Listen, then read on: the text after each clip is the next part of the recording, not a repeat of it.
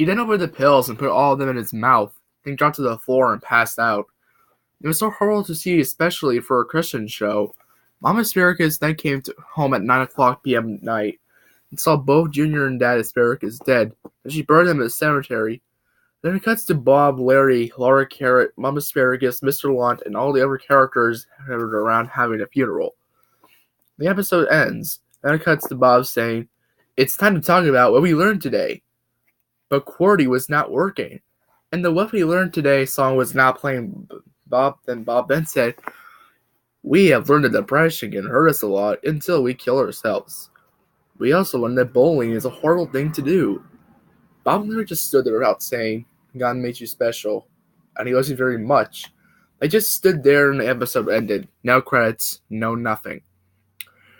I was so scared I threw the tape out the window. The episode ruined my entire childhood. I couldn't sleep for weeks. 5 weeks later, I decided to send an email to Big Idea, the company that makes VeggieTales. Here's the email Big Idea replied with. "To whom it concerns, from Big Idea, subject, Disturbing VeggieTales 1994 VHS tape. We are sorry you experienced that. We have nothing to do with this disturbing or meant that you described to us. But we understand your worry, so throughout the tape, try to forget all about all of it. And remember, God loves you, and He made you special."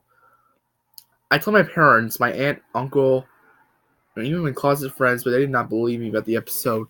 Until one day when I was watching the news on TV, there was a story about a kid named Josh Lopez who hung himself after getting bullied too much. The owner's name was Maria Lopez, which was very similar to the episode I watched. It really scared me. I probably threw that tape out the window and tried to forget it. I tried to forget about it, but it just would not come out of my mind. It was too disturbing and sad.